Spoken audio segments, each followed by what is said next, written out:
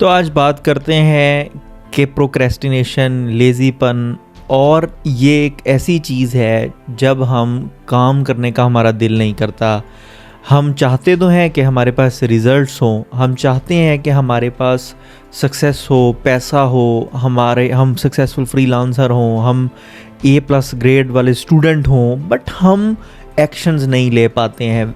अगर लेते भी हैं एक्शंस तो वो बहुत ही कम इफ़ेक्टिव होते हैं। हमें एक्शंस लेने हैं जो बहुत इफ़ेक्टिव हों, जिसका रिज़ल्ट ऐसा हो कि यार लेवल हो जाए। ठीक है, अब ये सारी चीज़ें कैसे हो सकती हैं? So let me talk scientifically कि प्रोक्रेस्टिनेशन क्या होती है, हम इसको ट्रीट कैसे कर सकते हैं, इसकी बिहेवियरल मैनेजमेंट क्या हो सकती है कि अगर एक बंदा प्रोक्रेस्टिनेटर है और वो चीज़ें डिले करता है बार बार। Let's talk first thing first कि सबसे मेन रीज़न है नेगेटिव थॉट्स। अब आप कहेंगे मैं तो बहुत पॉजिटिव इंसान हूँ, मेरे में नेगेटिव थॉट्स नहीं है, और काम से रिलेटेड, पढ़ाई से रिलेटेड मेरे में क्या नेगेटिव थॉट्स आ सकती हैं? तो लेसन, आप नेगेटिव थॉट्स ज़रूरी नहीं है कि जो आप नेगेटिव सोचते हो कि नेगेटिव थॉट्स हैं वो हो सकती हैं। Sometimes you are sitting in a place, आप पढ़ने की कोशिश कर रहे हो, आप साथ वाले बंदे को देख रहे हो कि यार वो एक एग्ज़ाम की तैयारी कर रहा है, और वो आप उससे पूछते हो कि यार आप कितनी देर पढ़ते हो? वो आपको कहता है मैं 8 घंटे पढ़ता हूँ। आपकी जॉब है या आपका कोई और सिनेरियो है, बट आप थोड़ा पढ़ पाते हो। तो कहीं ना कहीं आपके माइंड में एक डाउट आया कि यार क्या मैं क्रैक कर पाऊँगा ये वाला टेस्ट? क्या मैं ये चीज़ एग्जीक्यूट कर पाऊँगा इफेक्टिवली? वो तो मेरे से ज़्यादा, यानी आपके माइंड में डाउट्स आ रहे हैं। फिर आप कभी कभी सोचते हो कि यार मैं परफेक्ट तरीके से नहीं कर पा रहा हूँ कोई चीज़, तो क्या फिर भी मैं रिज़ल्ट ले आऊँगा? तो एक बेसिक सी चीज़ है कि मोटिवेशन जो है वो डायरेक्टली रिलेटेड है कि आप उसका इफ़ेक्ट कितना, रिज़ल्ट कितना अच्छा ले सकते हैं।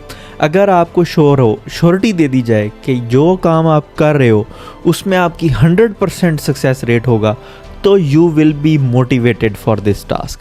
अगर आपको बता दिया जाए कि आपके चांस 50-50 हैं, तो आप और मोटिवेशन कम हो जाएगी आपकी। अगर और आपको बताया जाए कि चांस आपका 2% है, 3% है, जैसे कि बड़े बड़े टेस्ट जो हम क्रैक करते हैं जैसे MD-CAT है या बहुत और भी एग्ज़ाम्स हैं, तो कंपेटिटिव एग्ज़ाम्स के लिए हमें ये डर होता है कि हम ये रिज़ल्ट नहीं लेके आ पाएंगे, तो हमें मोटिवेशन भी हमारी डाउन हो जाती है। ठीक है, तो दिस इज़ कॉल्ड थ्योरी, कहते हैं इसको, टेम्पोरल मोटिवेशन की थ्योरी है ये, टेम्पोरल थ्योरी, जो बेस्ड है इस चीज़ के ऊपर कि अगर इंसान को पता हो कि वो 100% रिजल्ट लेके आएगा तो वो मोटिवेटेड भी रहेगा। ठीक है, तो in this regard I can say to you कि जब आप नेगेटिव थॉट्स आप पिक करें अपने ब्रेन में, या कोई भी चीज़ पिक करें कि यार ये चीज़ ऐसी है कि ये मुझे इम्पैक्ट कर रही है काम ना करने पे, I want to sit up, मैं अपने बेड से उठना चाहता हूँ, बट कुछ ऐसा है जो मुझे रोक रहा है, तो आइडेंटिफाई दैट। अगर आप खुद से आइडेंटिफाई नहीं कर पा रहे तो वॉक, डायरी लिखें, जर्नलिंग करें, बात करें किसी के साथ। There might be a negative thought जो आपको रोक रही होगी ये काम करने से। ठीक है, so I hope you get it कि यार नेगेटिव थॉट से अवॉइड करना है आपने, इसको निकाल दो। So the next step is goal restructuring. Goal restructuring कैसे? आपने कोई गोल रखा, फॉर एग्जांपल आपने ये सोचा कि मेरा MD-CAT में एडमिशन हो, मैं डॉक्टर बनूं। ठीक है, अब डॉक्टर बनना और MD-CAT को क्रैक करना, इसमें बहुत डिफरेंस है। नेक्स्ट डे आपने कोई पेपर देना है तो तब आप डॉक्टर नहीं बन रहे ना, तो आपके गोल में और आपके आज के दिन में बहुत ज़्यादा डिफरेंस है, डिस्टेंस है टाइम का, यानी आपको बहुत दिन लगाने पड़ेंगे, बहुत काम करना पड़ेगा उस गोल तक पहुँचते पहुँचते। तो मैं ये कहूँगा कि आपका 2 तरह के गोल होने चाहिए, एक आला बड़ा वाला गोल जिस तक आपने पहुँचना है, एक छोटे छोटे गोल होने चाहिए जो उस तक आपको पहुँचाएं। अब ये आपको सुनी सुनाई बात लगेगी, यार ये इसमें क्या नई चीज़ है, बट आपने ये लिखे कि आपका आज का गोल क्या होगा, नेक्स्ट गोल क्या होगा, आपका 3rd डे का गोल क्या होगा, आपका 1 महीने का गोल क्या होगा, आपका 6 महीनों का गोल क्या होगा, आपका 1 साल का गोल क्या होगा, 2 साल का, 3 साल का। हमारी लाइफ 5 साल तक प्लान होनी चाहिए कि हमारे गोल्स क्या हैं।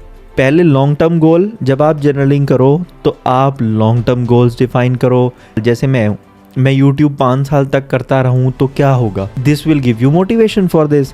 अगर आपको 5 साल के गोल्स आपके क्लियर हैं कि आपने कहाँ देख रहे हो अपने आप को, रैंडम नहीं चलना है, तो फिर बड़े गोल्स को डिफाइन कर लो छोटे गोल्स में। ये कहते हैं गोल रीस्ट्रक्चरिंग। ये बहुत इम्पॉर्टेंट है आपकी प्रोक्रेस्टिनेशन को ख़त्म करने के लिए, बिकॉज आपके माइंड को पता होगा कि मैं सुबह उठूँगा बिस्तर से, अभी मैंने चेयर से उठना है और मैंने डॉक्टर नहीं बन जाना। ये आपके माइंड को पता है कि मेरा गोल क्या है, डॉक्टर बनना। मेरा गोल क्या है, 1 लाख कमाना। मेरा गोल क्या है कि मैं गाड़ी लूँ। उस तक पहुँचने के लिए आपके ब्रेन को पता है कि मैं अभी उठूँगा तो मैं गाड़ी तो नहीं ले सकता।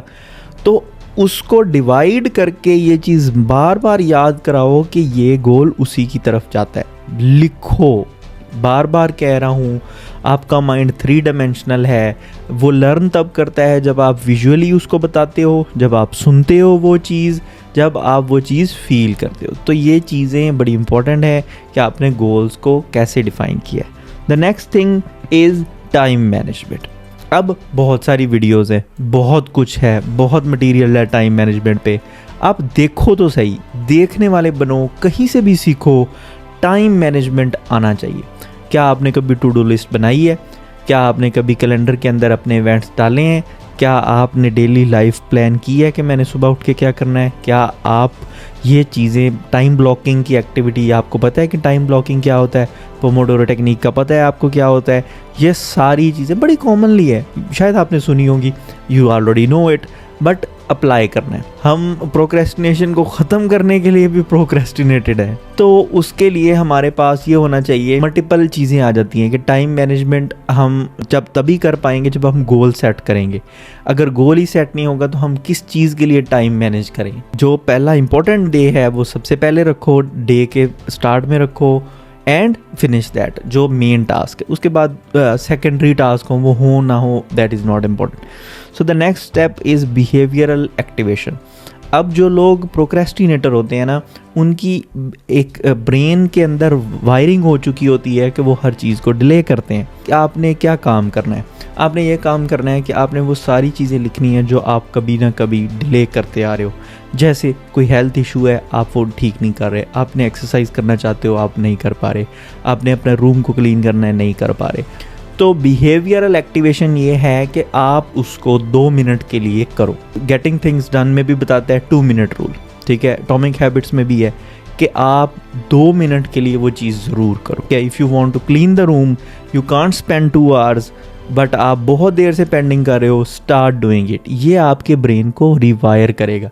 इसको बोलते हैं बिहेवियरल एक्टिवेशन। यानी आप जब भी किसी काउंसलर के पास जाओगे, जब वो आपको CBT यानी कॉग्निटिव बिहेवियरल थेरेपी देगा, तो वो आपसे कुछ ना कुछ काम कराएगा वहाँ पे, ताकि आपका ब्रेन एक्टिवेट होना शुरू हो जाए, ये काम करना, ये डिले से निकल आए। नेक्स्ट जो मुझे जो लगता है द मोस्ट इम्पॉर्टेंट, बाकी भी हैं, जैसे सेल्फ मॉनिटरिंग है, कॉपिंग स्किल्स हैं, डेवलपिंग अ ग्रोथ माइंडसेट है। जैसे ग्रोथ माइंडसेट होता है कि आपका फिक्स्ड माइंडसेट है या ग्रोथ माइंडसेट है। ग्रोथ माइंडसेट में क्या होता है कि आप बिलीव करते हो कि आपकी इंटेलिजेंट, हार्डवर्क और वो सारी चीज़ें अटेनेबल हैं, आप अचीव करोगे और आप सक्सेसफुल हो जाओगे।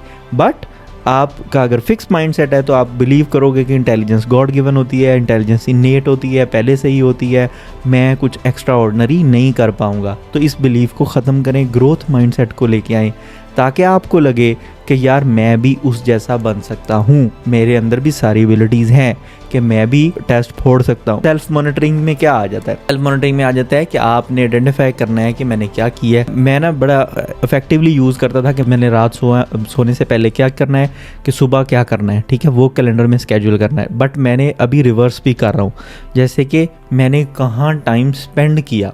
आप रात को सोते वक्त ये भी ज़रूर लिखो, that will make you very accountable कि आपने सारा दिन कहाँ गुजारा। That will make you improved person के जो अच्छा स्केड्यूल बनाएगा नेक्स्ट डे, ठीक है। तो ये बड़ी इंपॉर्टेंट चीज़ है। अब आ जाता है रिवॉर्ड सिस्टम। इसके बारे में मैंने एक शॉर्ट भी बनाया हुआ है कि रिवॉर्ड सिस्टम किस पे बेस्ड होता है, हार्मोन्स पे बेस्ड होता है, और इसके लिए आपके ब्रेन में एक हिस्सा होता है, उसको एक्टिवेट करना होता है आपने। रिवॉर्ड सिस्टम जिसको कहते हैं, वो कैसे एक्टिवेट होता है, उसको एक्टिवेट करने का क्या फ़ायदा होता है। एक्टिवेट करने का ये फ़ायदा होता है कि आप उस चीज़ पे मोटिवेटेड रहते हो फॉर लॉन्ग रन, ठीक है। तब आपके अंदर बिहेवियरल बन जाते है वो चीज़, ठीक है, कि तब आपको कोई एक्सटर्नल फोर्स, तब आपको कोई टेक्निक, कोई मोटिवेशन स्पीच, कोई कुछ भी एक्सटर्नल फैक्टर नहीं चाहिएगा, that will come from inside, ठीक है।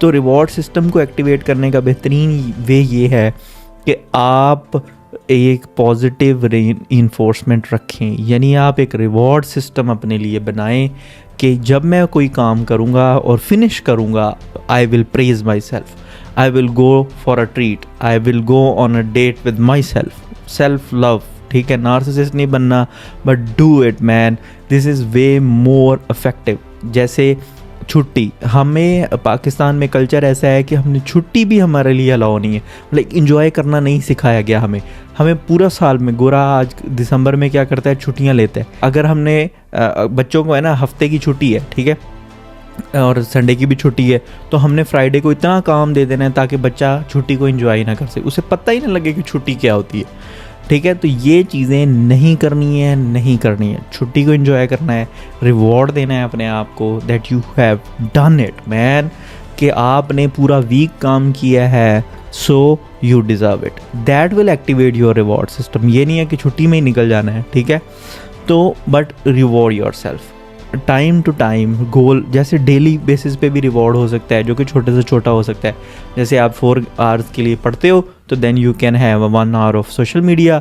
आप किसी से बात कर सकते हो, अपने फ्रेंड से, अपने घर वालों से, and all that, whatever you like, ठीक है। You can play sports, you can go to gym, whatever you like. तो रिवॉर्ड सिस्टम को एक्टिवेट करना लाजमी है। These are the things that will beat your procrastination, and I think it is gonna help you a lot कि आप उठो और अपने आप को काम में लगाओ, ठीक है, वरना वेले पड़े पड़े मर जाओगे।